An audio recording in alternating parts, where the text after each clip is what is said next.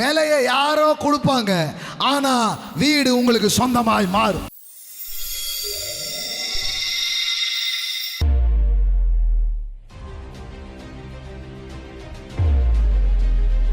பாருங்க, தேவன் தமது பார்வைக்கு நல்லவனாய் இருக்கிறவனுக்கு ஞானத்தையும் அறிவையும் இன்பத்தையும் அளிக்கிறார். பாவம் செய்கிறவனுக்கோ தமது பார்வைக்கு நல்லவனாய் இருக்கிறவன் வசமாய் வைத்து விட்டு போகும் பொருட்டு சேர்த்து குவித்து வைக்கும் தொல்லையை அவர் நியமித்தார்.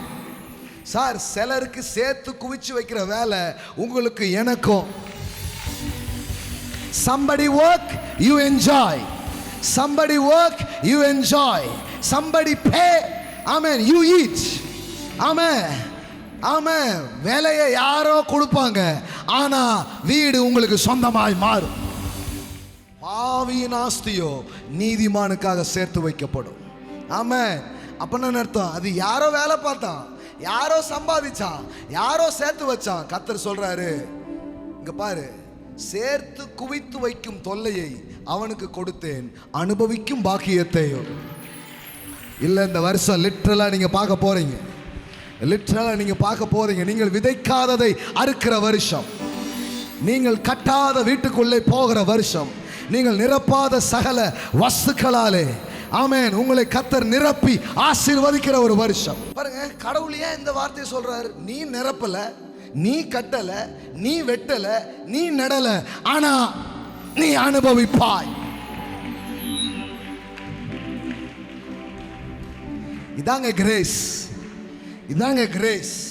இது என்ன தெரியுமா? It is not labour, it is favour.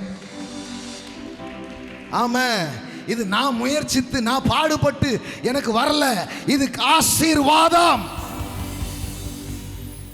மற்றவர்கள் பிரயாசப்பட்டார்கள், அவர்களுடைய பிரயாசத்தின் பலனை நீங்கள், அவன் உழைக்கிறதே அவன் கையில் வராது. ஆனால் கடவுள் என்ன சொல்றார் தெரியுமா?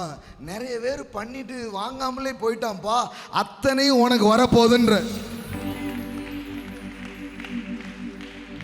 இல்லையே இல்லையே, இது வெளிப்பாடு வந்தா வேற மாதிரி இதை வாங்கணும்.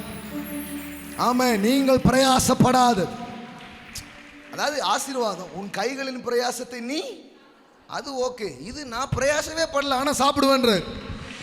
Take it, take it.